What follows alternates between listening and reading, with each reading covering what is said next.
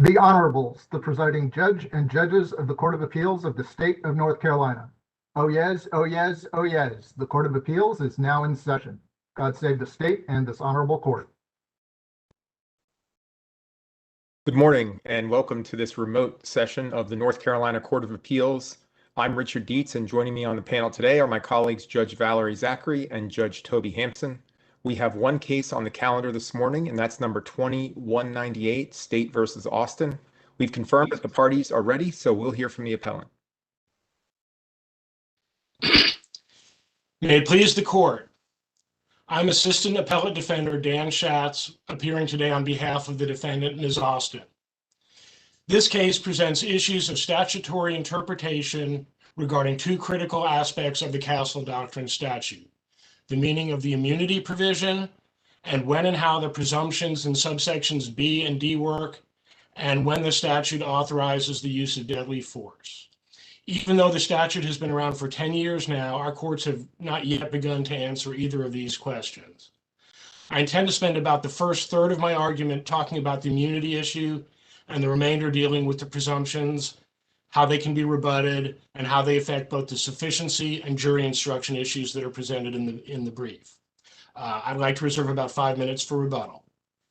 And the reason I want to start with the immunity question is, even though it is an incredibly important question, both for this case and for how these cases will move forward in the future, it's a fairly simple either or question. Either the court agrees with Ms. Austin that the legislature intended the immunity provisions that it put in the statutes to create a real enforceable right to immunity, or the court agrees with the state that the immunity provisions create no new rights for defendants that did not already exist independently of the statute.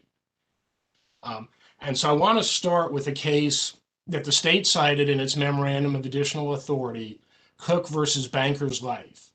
And the reason I want to start with that is the state cites Justice Mayer's concurring opinion to the effect that sometimes the legislature just enacts a statute that codifies the common law. And the point that it struck me is that's the exact point upon which that concurrence diverged from the majority opinion, which stated that the statute had to be interpreted to give the plaintiff rights that she did not already have under the common law. And stepping away from that abstract principle in this case, it's even more so because these statutes were not enacted against the background of the common law. These statutes replaced a pre-existing statute and made substantial changes to the statutory law. And that, as a matter of statutory interpretation, is always a strong signal that the legislature intended to create real substantial changes to the law. The session law 2011-268 that enacted this statute also repealed the previous statute 14-51.1, which itself had already given homeowners more rights than they had under the common law. And I think it's apparent that the legislature thought even that statute didn't go far enough, and this new statute was intended to create even stronger rights for homeowners who use deadly force when faced with forcible intruders. So, is it your position that those statutes, that the Castle Doctrine statutes, are the ones that provide the mechanism to seek this determination from a trial court before trial, or is your argument that this is an immunity and then I'm relying on another statute that allows immunities to be resolved on a motion to dismiss? The latter, Your Honor. The statute is 15A-954, subsection A9, which requires a court, upon a showing that the defendant is entitled to immunity, to grant a motion to dismiss. So under that statute, what types of, setting aside this issue, what types of immunities are subject to that statute? What is that there for? And I guess my question is, other than the state providing someone with a guarantee of immunity, essentially a contract, that what other scenarios fall under that statute? It's unclear because that statute has never been interpreted in any published case. But One example would be the statute that was interpreted in the civil context in the Dobson v. Harris case cited in the briefs, which is 7B-309, provides the same language about a person who makes a report in good faith is immune from civil or criminal liability for that reporting. So presumably that would be another example.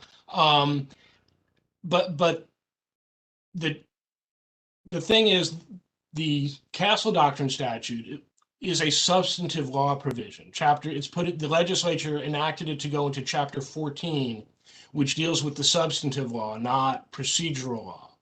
And Well, that's I asked my question because if when the procedural mechanism to resolve these in a motion to dismiss, where a jury is never involved, came with the legislature primarily thinking about the state granting someone immunity in exchange for something, they may have anticipated in that circumstance, just like other contracts, essentially, judges are the ones that are always resolving what the meaning is, and the judge can determine, did the state indeed grant immunity from prosecution to this individual, in which case I will not allow this case to go any further. But if there are fact questions that are involved in the determination, as is the case in the Castle Doctrine, because there are these rebuttable presumptions and things like that, where is the indication that the legislature wanted to, in a criminal case, wanted to take that fact finding, which is often the core part of the case, out of the hands of the jury and have it resolved by a judge making fact findings?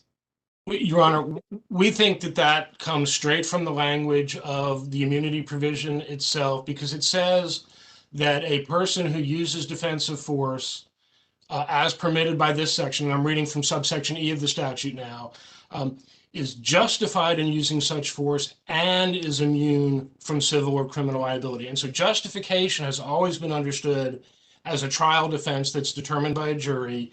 And when the legislature added is immune from civil or criminal liability, that's a new provision. And that suggests that the legislature is in fact trying to create a new right for litigants, for people who are have to use defensive force. And Mr. Schatz, it sounds like even there you're conceding, at least at a minimum, there is a factual determination component as to whether the Castle Doctrine by statute applies, for example, directly in this case. Sure, but trial judges are capable of resolving factual disputes even in criminal cases. They do it in. Did your client waive their right to a jury trial in this case?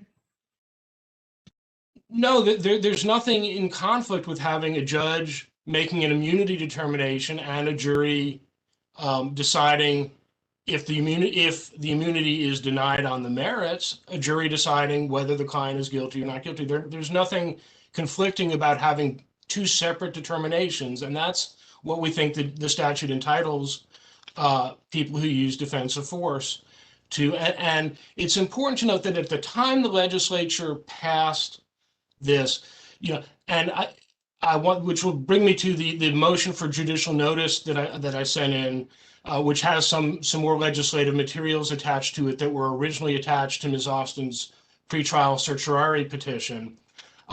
And those materials show that the legislature was considering how this worked in other states that had similar statutes, because they have, at the end of those materials, there's almost like a summary of all the states that have immunity statutes and how they work. And every one of those states that at that time had court decisions review their statutes, they all agreed that a defendant is entitled to a pretrial immunity determination separate and apart from the jury trial if it came to that. And so that's the background. Just so I understand your position, counsel. So suppose the trial court had a hearing in a case like involving the Castle Doctrine and said, I deny the motion to dismiss. So I'm rejecting your argument on immunity. Is your position that the jury still gets the Castle Doctrine instruction and gets to also decide that question? Not as immunity, but as the justification portion, which would essentially be under the same test. And the difference is there are different burdens of proof. So when the defendant is moving for immunity, the defendant would have the burden of proof by a preponderance of the evidence. At the trial, the state has the burden to disprove beyond a reasonable doubt that the defendant acted in lawful use of defensive force as permitted by the statute. And I want to go one very specific example in one of the other subsections of 954A is in the State v. Williams case, where it was a claim that the defendant was entitled to a dismissal because the state had engaged in egregious misconduct. And that equally involved a judicial resolution of contested facts at the trial court level, and the Supreme Court affirmed that that was the appropriate procedure to resolve the defendant's motion. So it's not unique. It hasn't happened much in the past, but there was some background of judicial factual determinations under some of the other subsections of 15A 954. One of the other subsections deals with double jeopardy claims, and sometimes those are pure questions of law, but sometimes they involve contested factual determinations as well as to what the facts were that might or might not have created a manifest necessity for a mistrial, for example. So I think I heard you acknowledge, so suppose we conclude that the jury was properly instructed on the Castle Doctrine and that their determination that there was a question about a core factual question, they examined it and properly determined that there was no justification here sufficient to apply the Castle Doctrine. So the judgment from the jury verdict has no error. The failure to have the hearing on a motion to dismiss, if that was error, would be a harmless error then. Would you agree? Because the standard that the trial court would apply factually is lower than what the jury applies, and the jury here entered a guilty verdict. Do you agree with that? Would not agree with that, Your Honor. And the reason would be, the main reason would be that the statute entitles the defendant to a different fact finder. And as long as there is evidence from which different fact finders could reach different reasonable resolutions, to me, the appropriate analogy is like in a case where the defendant is not instructed on a defense for which there is sufficient evidence and it was error not to instruct, cases such as Coley or the Coons case, where there was no instruction on the statutory defense. Those are always prejudicial because we don't know what the fact finder would have done, but there's evidence that would have allowed the fact finder to reach a resolution favorable to the defendant, and those are always considered prejudicial. And I do want to also point to one or two specific things about this record, if we need even more than that. And I already mentioned in the brief that a judge would be better, with more experience in these matters, would be better suited to understand these complicated legal instructions and to understand the significance of the amount of stippling as to assessing the credibility of the state's witness. But there's another thing, because the jury... Well, wouldn't that be true in any criminal case, if that's your theory? Why wouldn't a judge with legal training and, in many cases, decades of experience, always be more qualified than a jury to apply pattern jury instructions based in the law onto any fact circumstances from, DUI to capital murder? Well, I don't doubt the judges are more capable of doing that, but that doesn't change the fact that we have a constitutional requirement of jury trials unless they're waived. And that's simply the system we have. But I want to point to one other specific thing in the record in this case, which appears at page 12, 22 to 23 of the transcript. And it's that a juror asked a question about the law of trespassing that never got answered. The juror question, and this came in it wasn't during deliberations, it was during the evidentiary presentation. And the juror asked something roughly to the effect of, if a person's child is present, does that supersede the right of the homeowner to exclude if there's not a prohibition? And at that time, the trial court answered that, you'll get the appropriate instructions later, but the instructions never dealt with that. So you have this unanswered question about the law of trespass. And honestly, the light bulb didn't really go off for me when I was writing the brief, not until I was really preparing for this argument, the significance and the importance of the fact. And so this is another error in the instructions, even though it wasn't raised in the brief, that the instructions never explained the law of trespass and what would constitute an unlawful entry on these facts. And a judge would clearly understand that the presence of the child does not supersede the homeowner's, Ms. Austin's, right to order Mr. Short not to be on her property. And I want to now, unless there are more questions about immunity, transition to the bigger but more core question about how this statute works and how the presumptions work. And in our position is that this should be simple. If the presumptions apply and are not rebutted, the defendant wins. End of period, end of story. And the critical point I want to point to in the jury instructions, I know I raised a number of them in the brief, but the critical thing appears on transcript page 1512. It's record page 182 at lines 15 to 18, where the court instructed the jury of a third element of the legal use of force. 3, that Nancy Austin reasonably believed that the degree of force she used was necessary to prevent an unlawful and forceful entry or to terminate Dylan Short's unlawful and forcible entry into her home. And this is the key instruction that they were debating about in the charge conference that defense counsel repeatedly objected to.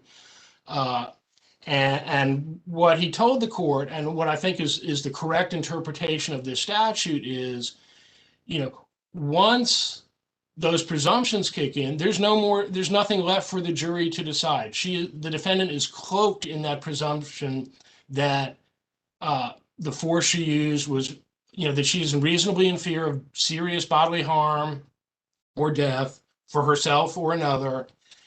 And that means that deadly force is authorized by the statute.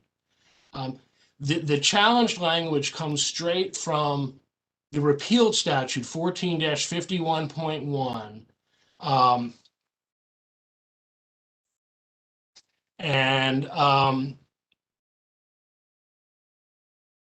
When the legislature repealed that statute and didn't put that language into the new statute, that's a strong signal that language is not appropriate and is no longer part of the test for the lawful use of defensive force.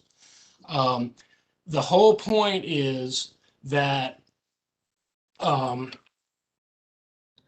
So just so I understand it, what is your challenge here? Is it an instructional one or an evidentiary one?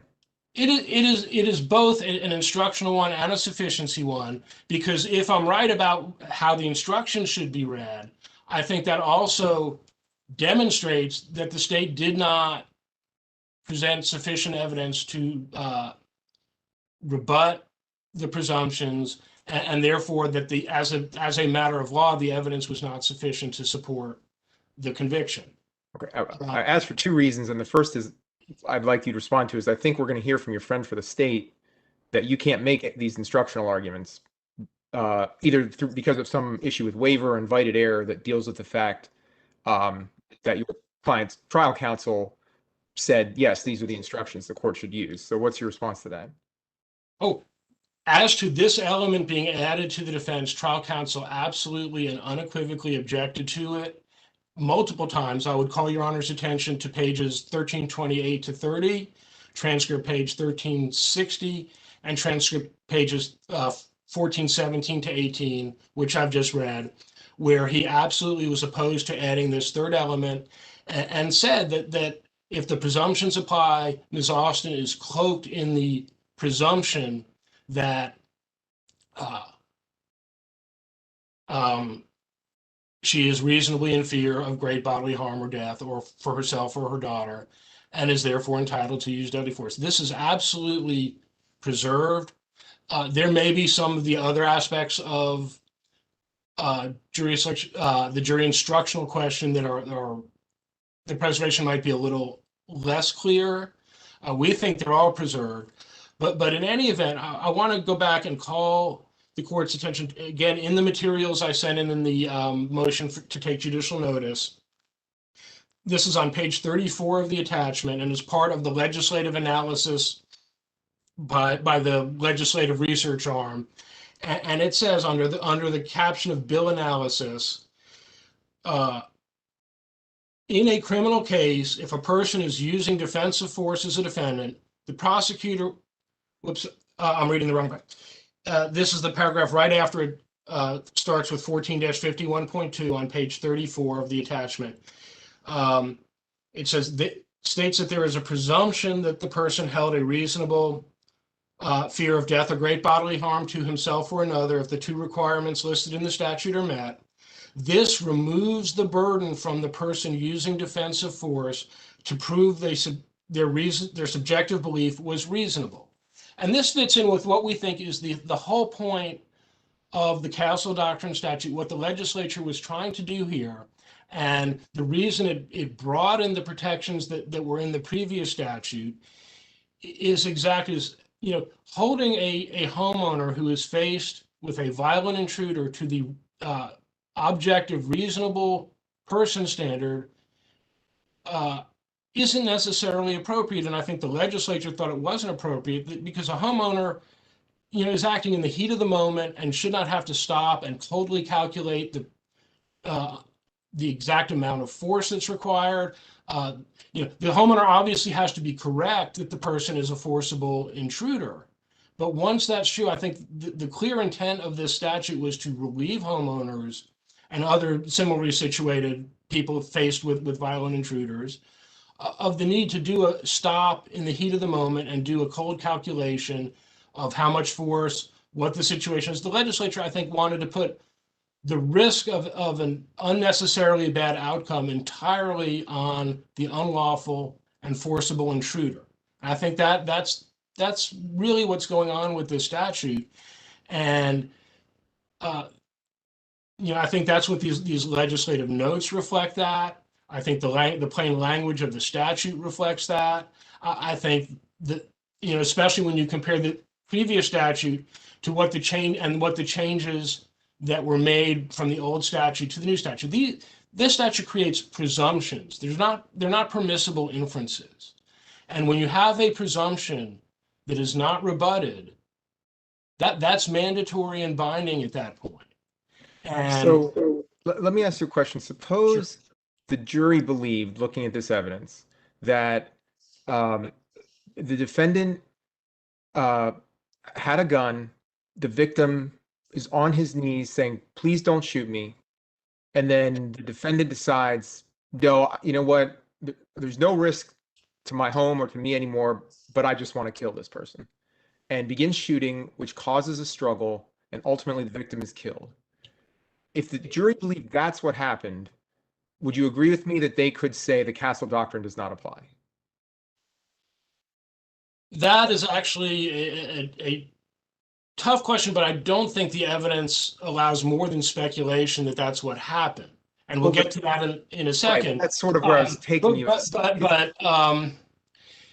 that is a question that actually is not presented in this case of whether the statute is rebuttable under any of the circumstances other than the 5 that are specifically listed in the statute. Because the C5 exception, or which is what the state chose to exclusively rely on in this case, and that's, that was done in the charge conference at pages 1389 to 90 and 1396.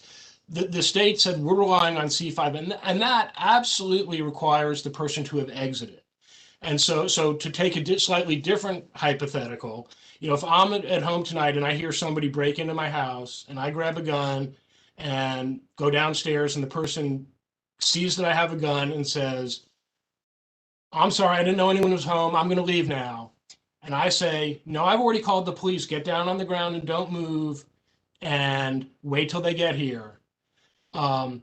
And that person says, I can't be arrested. And he then jumps up and tries to take the gun away from me, which is what we think is more analogous to the facts in this case. The state's position that you have to give the person the opportunity to leave makes no sense in that situation. Is that really the state's position, that you have to give them the opportunity to leave? But let's put it more in the context of this case. If the alleged intruder had actually just simply turned around and started walking away, no police are called, none of these extra facts in your hypothetical, just simply started walking away, was one step away from leaving the curtilage, and the homeowner from, I don't know, 20 yards away shoots him in the back. By taking your interpretation of the statute to its logical extreme, one step away, shot in the back, the person was leaving. Because they had not exited completely the curtilage, Castle Doctrine provides absolute immunity, no matter what the circumstance. Well, Your Honor, I think this comes down to a question of legislative line drawing, and there will always be cases, whenever the legislature draws a line, there will always be cases that are, just because they have to use a definition, you get, situations like that. But I want to get very specifically to why Judge Dietz's hypothetical is not supported by the facts of this case very briefly before I wrap up. And that is because the state's witness, Billy Harold, did not see what happened. When he heard that first shot and looked up, he saw Dylan Short on Ms. Austin's back already. So there's no, it would be speculation to suggest that the shot was fired before that happened, or anywhere before he tried to take the gun from his hand. You have Ms. Austin's testimony, you have Sarah's testimony. They all agreed that he jumped on Ms. Austin and tried to take the gun away from him. It is also in Ms. Austin's interview with law enforcement. We haven't even touched on that, but we think the state is bound by that because Mr. Harold's testimony does not support a conflicting inference on the facts. And for that exact reason. I'm sorry. Go ahead, Judge Hampson. Go ahead. No, please. Well, my question was, I think that your friend for the state is going to push back on that and say, there was a sudden and dramatic change from where things were, when you see the victim on his knees saying, "Please don't shoot me," and then suddenly in the scuffle. And couldn't the jury also conclude the explanation provided by the defendant and her daughter is not credible? And it's a reasonable inference from what happened that the victim was attempting to prevent being shot as he was begging for his life and trying to leave, and that falls inside this exception to the Castle Doctrine, that there's no justification that someone like Judge Hampson's hypothetical, somebody who's not a threat, is trying to leave, can't be shot at that point. I mean, what's your response to that? Because I think we'll hear that from the state. I disagree. First of all, unlike Ms. Austin, Mr. Short was not in a place he had a lawful right to be. He does have a duty to retreat. And we think that it is, we just think that's speculation. That's not an inference from the evidence. The jury could decide that Ms. Austin and Sarah are not credible, but that doesn't create a different set of facts. The fact is, at that point, if that evidence is incredible, then it's pure speculation as to what happened, because Mr. Harold he didn't see it, he wasn't paying attention. And in any event, certainly the fatal shot in this case occurred after Mr. Short unquestionably tried to take the gun away from Ms. Austin. If your honors don't have any further questions, I will save the balance of my time for rebuttal. But if you I don't want to cut too much into your rebuttal time, but maybe on rebuttal, I would like to hear the more fundamental question, I guess, which is, why wasn't it a jury question as to whether there was a unlawful and forcible entry in the first place? Maybe that's on rebuttal. Maybe you can return to that question. Counsel, I'll give you some extra time so that you can answer Judge Hampson's question now. Thank you, Your Honor. So the reason is again that there's no evidence to the contrary. Both Sarah and Ms. Austin testified explicitly that he'd been ordered not to go back. The Facebook exchange between Mr. Short and Ms. Austin was made it crystal clear that she didn't want him there, that he understood that she didn't like him, that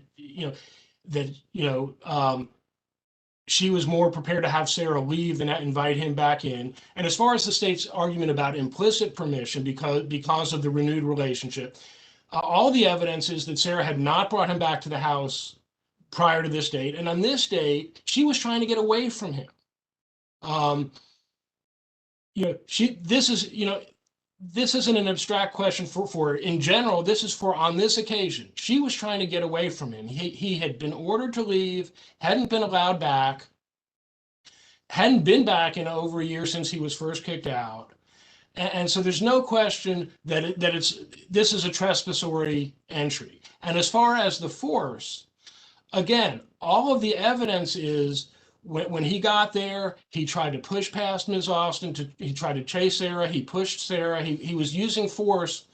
And again, this gets back to the question, Ms. Austin's interview with Detective Duppel.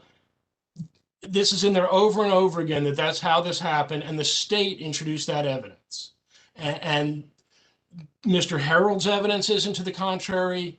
Every piece of evidence is that when Mr. Short got there, he ignored Ms. Austin's, order to leave again, which was reinforcing something he'd already known. And so our position is all of the evidence is both that his presence there was unlawful and that it was forcible. Unless there's any follow-up to that, All right, thank you, counsel. We'll hear from the state.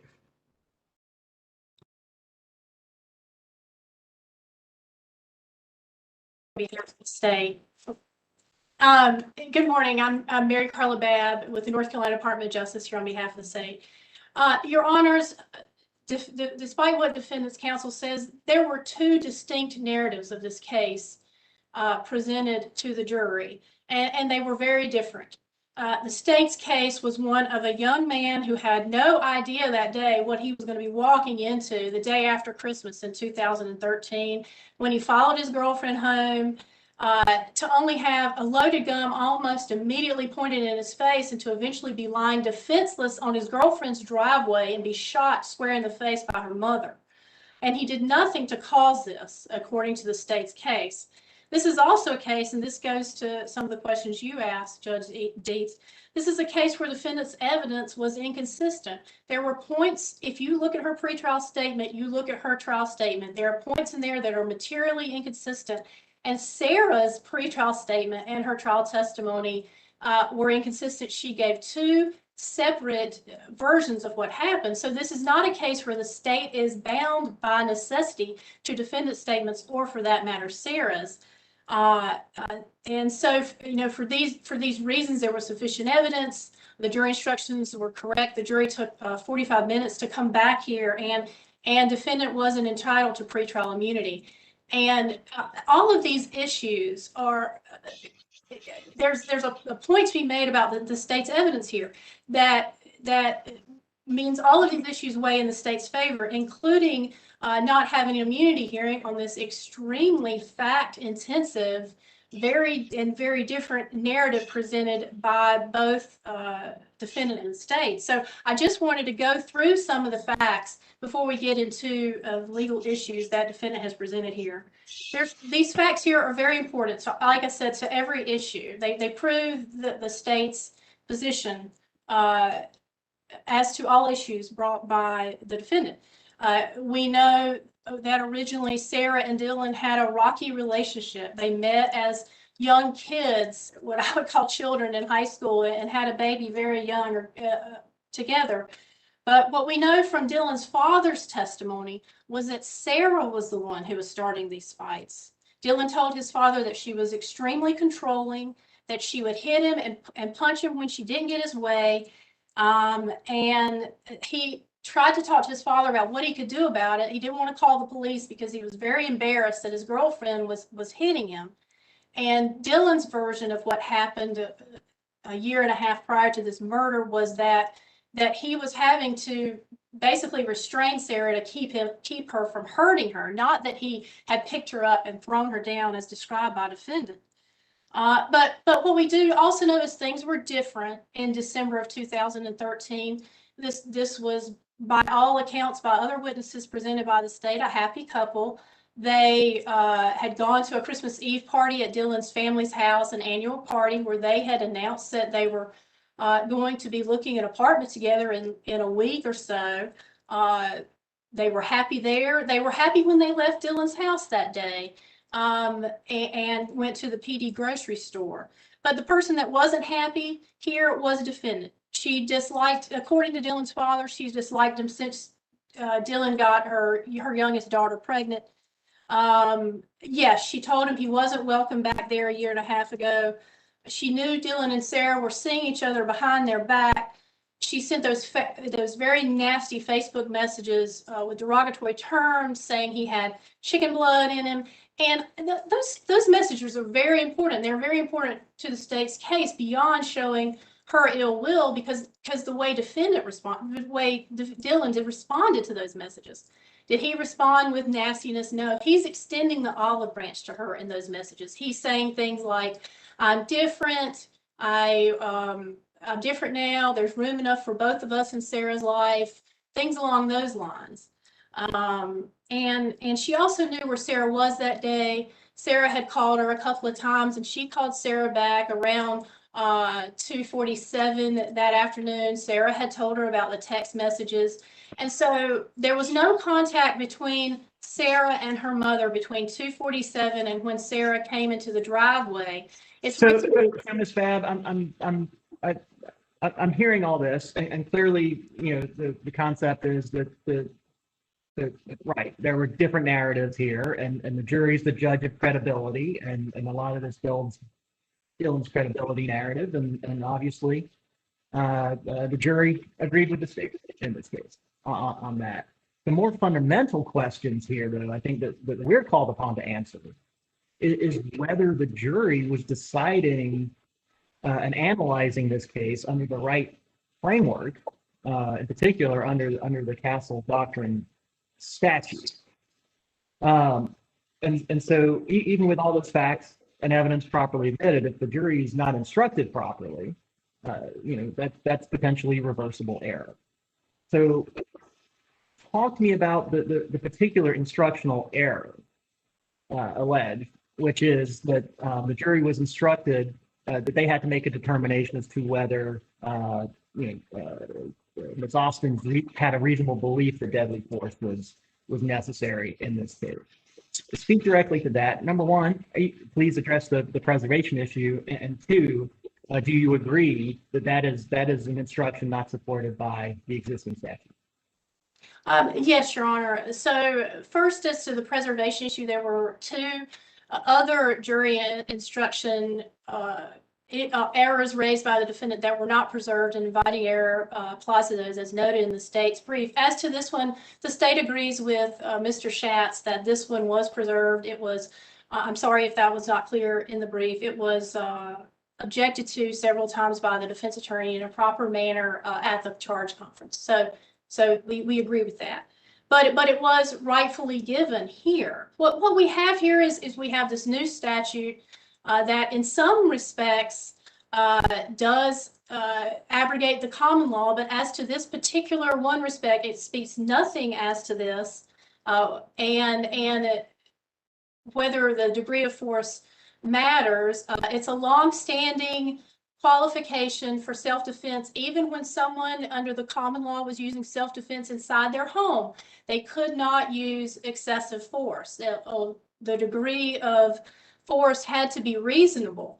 And the statute doesn't speak to this, and it's the state's contention that this is still the law. Mr. Schatz notes that the language that is used in the jury instruction and the pattern instruction came from the prior, now repealed, Defensive Habitation Statute 14-51.1.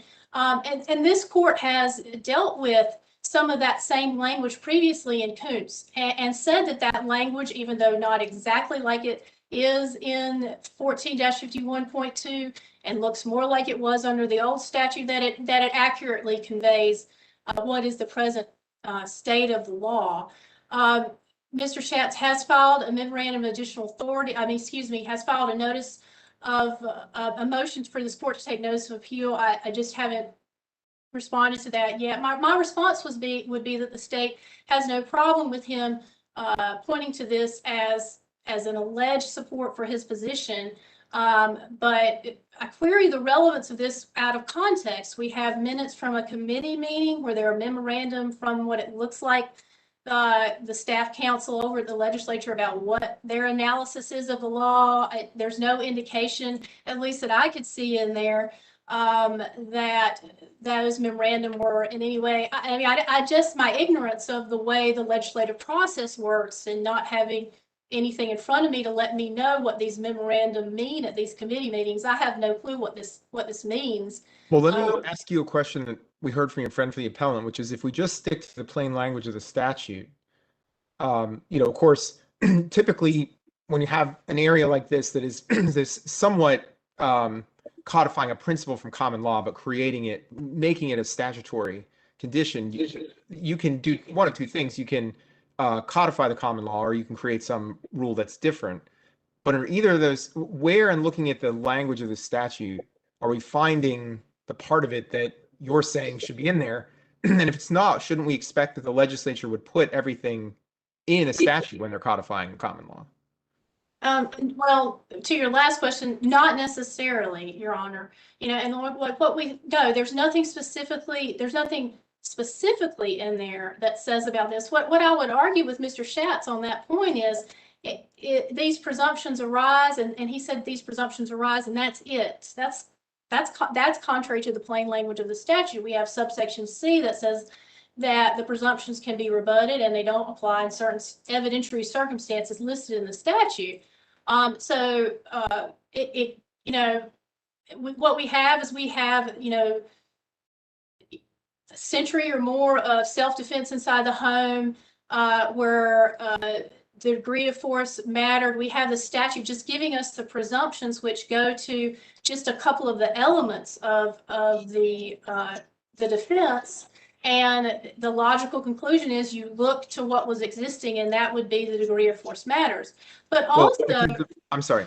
The reason I was asking is, your friend for the defendant, for the appellant, the argument that he's making has some appeal to it, which is that what happened when the Castle Doctrine statute was enacted, the current statute, is the legislature made the decision that it's different from the common law. We don't want people making a calculation inside their home about whether the degree of force used is reasonable. If all the other conditions are satisfied, you can kill the person. And there's nothing in the statute that says that's not the case. And you can imagine a reasonable legislature making that decision, and that is what it appears, at least, that the plain language says. So why should we ignore the plain language when there could certainly be a reason why that language was chosen? Well, Your Honor, with all due respect, I'm not asking you to ignore the plain language. I'm asking you to acknowledge that the statute only covers some of what you would need to have to assert this defense. I would also point the court, and this is what I was about to say, like if that was truly the case, Your Honor, you wouldn't have subsection C. You wouldn't have an opportunity to have these, that the legislature has given us, to have these presumptions rebutted. There will be nothing in there that says anything about rebutting these presumptions if our legislature thought, well, that is it. That is completely it. So I would just say, that shows that they didn't mean it to be that way. I mean, the Castle Doctrine is out there. Different states have different versions of it. Our version allows the presumption to be rebutted. And that's another way that that's true, but let's revisit the presumption itself under the statute, which is the lawful, under section B, the lawful occupant of a home is presumed to have held a reasonable fear of imminent death or serious bodily harm to herself or another when using defensive force that is intended or likely to cause death or serious bodily harm to another. I mean, that's the presumption. And your colleague on the other side, I think, you contend that's it. And unless the state can prove that one of the exceptions was 5, that's it. And that's why we have subsection C. Subsection C are the only limits to this, what appears to be a very broad statutory castle law. Well, what I'll say to that is that the plain language of subsection C says the presumption in B can be rebutted and doesn't apply in these circumstances. So the plain language indicates that it's more than what's in the statute. Also point the court to the case from this court that was affirmed per curiam by our Supreme Court, State v. Cook, in which that court said something that could pointed to something, and this was in dicta, but in that particular case that this court said there was a situation not provided for in the statute that could rebut it, which was if someone, got on the stand and said, I was just firing a warning shot. The court in Cook said, well, that could be evidence that rebutted presumption, but that's not provided for in the statute. So the court in Cook was reading that and to mean what it says. It can be it can be rebutted, and these are just some particular situations that it doesn't apply to. And I think that it could be looked at this particular, now if the court is saying that this degree of force doesn't come in somewhere else under the statute, that's where it can come in. There's no limit to how this can be rebutted. It can come in there as similar to the way the Ohio court did in that State v. Montgomery case.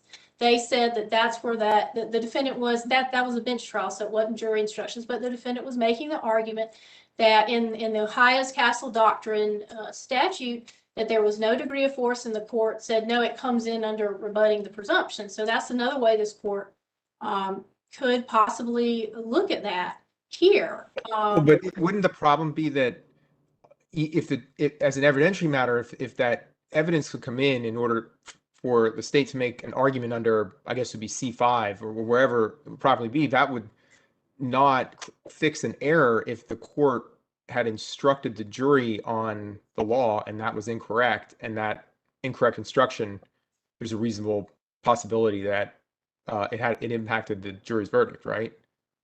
Well, I disagree with, well, this sort of brings up a point Mr. Schatz brought up. I disagree that in every case with a error in a jury instruction, that there's going to be reversible error when there's an error in affirmative defense or self-defense or defensive force. That's not the law. 1443 certainly applies, and we know we have a line of case law that says that when a defensive force instruction is found to be gratuitous, then there's no prejudice. And I would argue that under the defendant's own evidence, the presumption was rebutted. Here she is standing over this young man who is begging for his life, lying on the driveway. Take out begging for his life, because she didn't mention that, although Sarah mentioned there were some things he said in that regard, but take that out. Here he is on the driveway, and she shoots him square in the face. She's standing over him. He's laying there. To me, or the evidence that she presented rebutted this presumption, and I would argue that the whole instruction was gratuitous and not prejudicial on any point that there was error. And so I want to move to the immunity.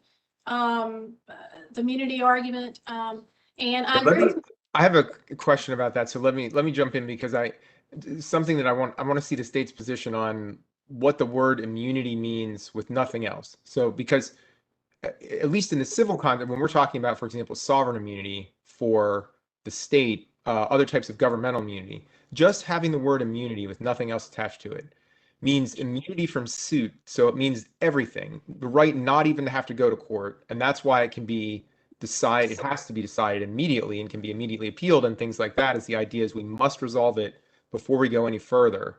And I think the state would agree that immunity from prosecution in the criminal context has that meaning as well. So what's different about when you say immunity from civil or criminal liability that changes this loaded term immunity that has this special meaning? Well, the immunity, this was in neither party's brief that I recall, but immunity just means excused from a duty under a Black's Law dictionary definition, excused from a duty. And so in this particular context, it has no meaning other than what it means under the common law, which is if you're justified and the jury finds you were justified, you're immune from criminal liability. It doesn't say immune from prosecution.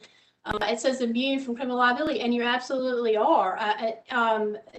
Justice Meyer was absolutely right. I didn't cite that to say that anything about that particular case. I cited it because it's the justice recognizing what is almost axiomatic, that the legislature sometimes just enacts the common law.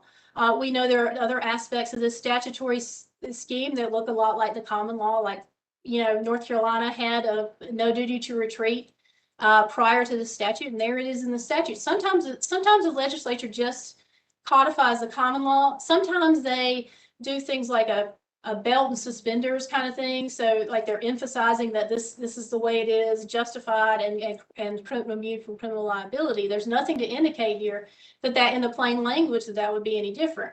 What I would like the court to look at really closely are that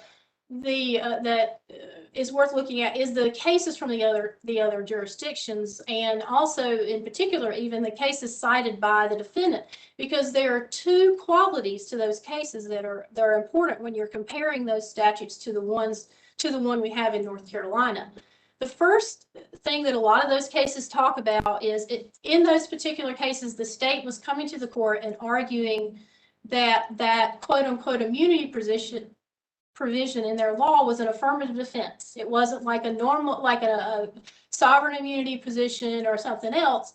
And in all of those cases, the courts not all of them, but in the cases where this is discussed, and this was the state's position, the court rejected that as affirmative defense. Well, we already have a case from this court, affirm per curiam, that calls this an affirmative defense.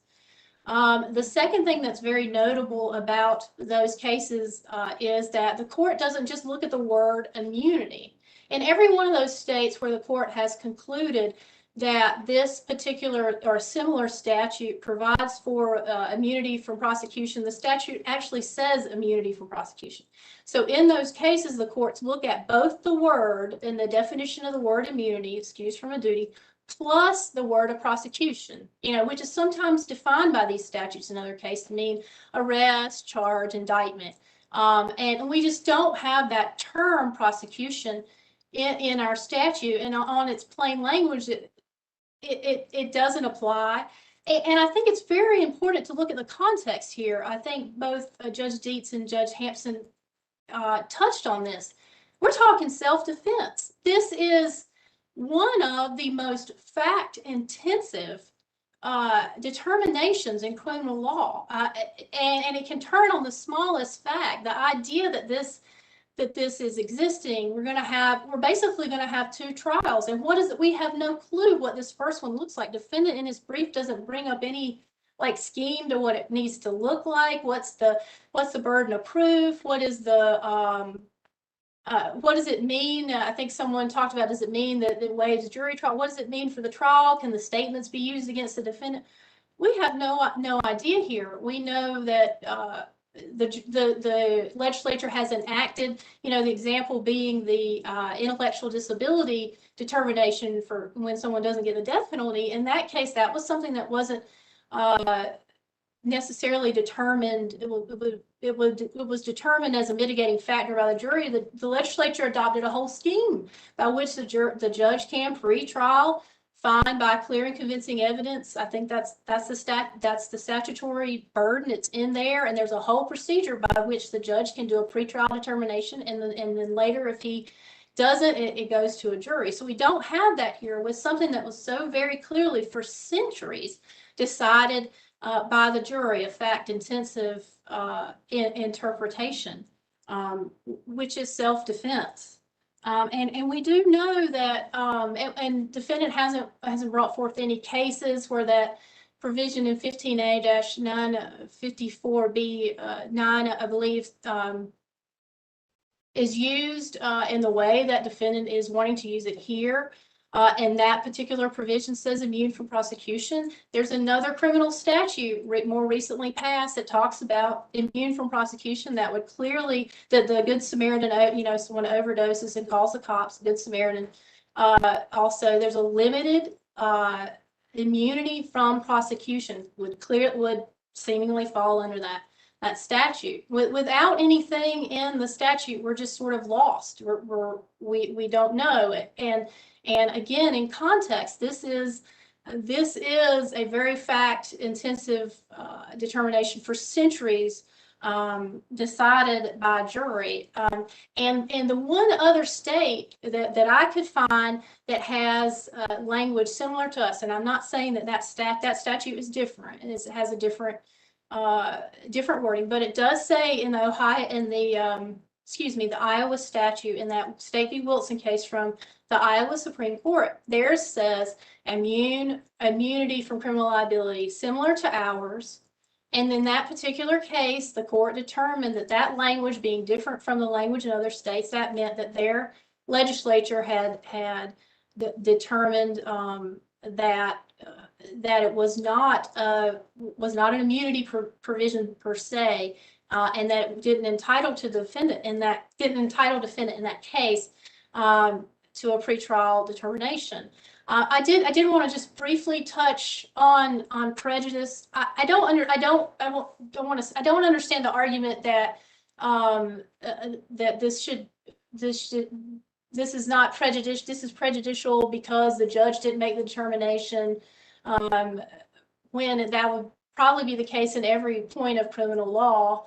But that brings up a good point. These were without question seasoned jurists who, on a motion to dismiss, decided that this case should go to the jury.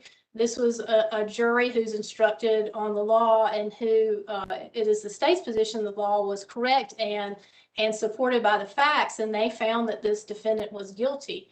And so the defendant cannot prove any prejudice in this particular situation by not being given a pretrial immunity hearing. And looking at the evidence, I want to go back to the sufficiency of the evidence, of the state's evidence about whether this was an unlawful and forcible entry. As the state has argued, an occupant can give permission to enter property. It can be implied, and there's a change in circumstances here. And even if that is the case, there's absolutely nothing in the state's evidence that shows this was a forcible entry. The idea that Mr. Harrell's testimony, when his back was turned, all this other action that was supposed to be happening from the defendant's testimony, which is inconsistent with her pretrial statement, and Sarah's wildly inconsistent, that whole idea is not supported by the evidence. Mr. Harrell said, he sees the defendant creeping down the road, coming in, gets out of his car, and not long after, he's got his hand up on his knee, begging for his life. And defendant says nothing about that in her testimony. They asked her in her pretrial statement, did Dylan have his hand up? And she said no. So that's an inconsistency. To look at the wrestling of the gun as being forcible, as something that changed this to a forcible entry, that's from the perspective of the defendant. That's construing the evidence in the light most favorable to the defendant. Looking at the state, he's trying to save his life. This is a ridiculous, from the state's evidence, it's a ridiculous application to a messy family situation. This young man follows his girlfriend home and is met by this gun and then killed while he's defenseless on the ground. And so on this evidence, there was absolutely sufficient evidence to show that it wasn't unlawful, it wasn't forcible. We have a way different situation than you have in that Kuntz case that defendant cites. In that particular case, it's notable that in that case, this court didn't say, well, A, B, C, D is what makes something unlawful and forcible. They didn't say that. What we have is like what you can infer by the victim's actions in that case is something this court would say, yeah, that's unlawful and forcible. But in any regard, the victim in Kuntz had come onto that property several times, had come and left onto that property several times. He'd been told to leave by not only the homeowner, but the police several times been told to leave by the police. And not only did he say words, he said words that were just manifestly threatening. He was threatening to kill the defendant in that case. He threatened bodily harm. He made threatening gestures towards the defendant. And that was the defendant's evidence. So Kuntz is from the perspective of the defendant's evidence and whether he should have gotten a jury instruction. not from the state's evidence where there was sufficient evidence to send to the jury. I also want to highlight just one thing, this idea that you have to fill in and the state's case with defendants is not true. So how did, looking at the encounter, the short encounter between Dylan when he drives up and he locks his car and he sits his Coke can down on Sarah's car and he's talking to defendant. We don't have to accept what defendant said happened there. First of all, her sequence of events was inconsistent with what she said pre-trial. Pre-trial, she makes no mention at first of Sarah coming in. She says Dylan comes in and lunges at her. And then at trial, she says Sarah's out there. And she goes and gets the gun while Dylan is wrestling with Sarah. So, but that is before you run out of time, let me just clarify. Am I correct that the cases like Coombs and Cook dealt more with whether or not a defensive habitation instruction was proper, not with the actual content of the defensive habitation statute that was given to the jury? Is my recollection correct on that?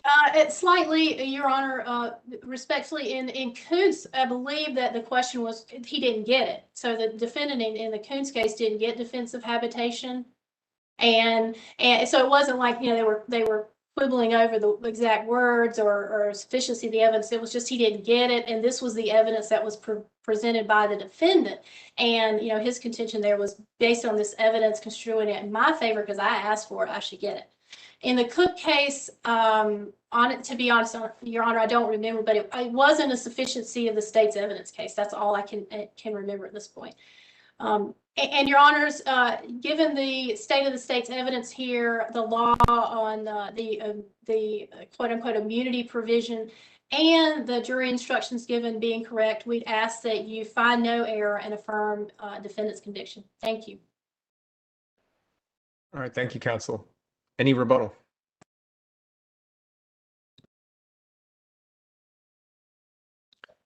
Oh, you're muted, counsel.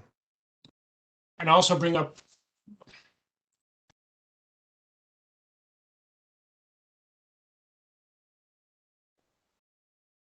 Thank you, Your Honor. With the court's indulgence, I'd like to bring up two quick points about the issues and also bring up one important housekeeping matter.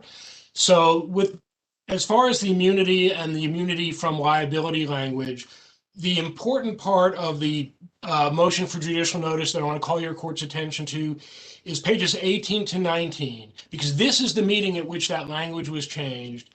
And if you look at 19, it has examples of other statutes that use this same type of language to create immunity. And the first one is the statute that had already been interpreted in Dobson v. Harris, 7B-309.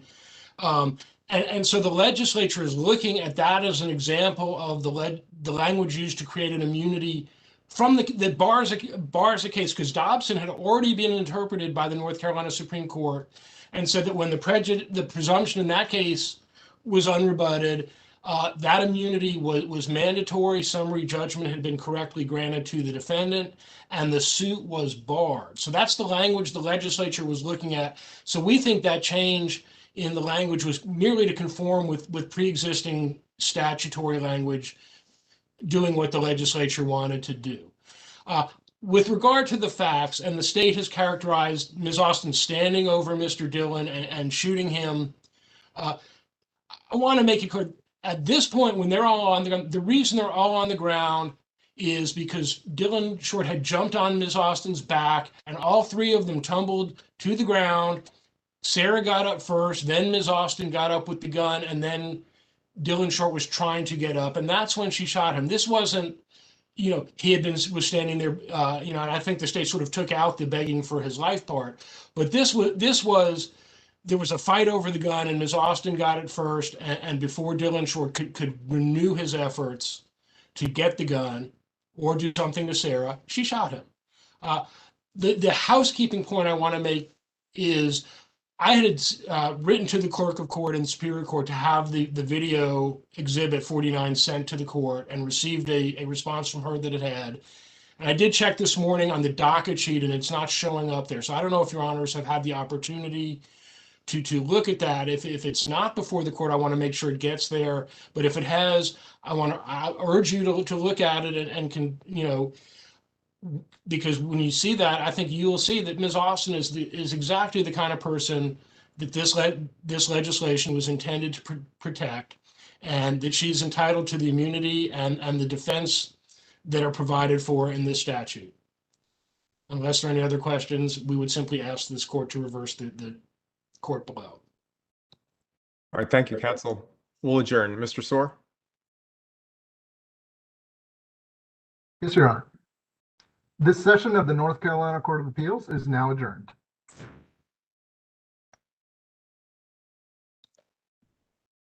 All right, thank you both for your arguments. You're free to drop off now.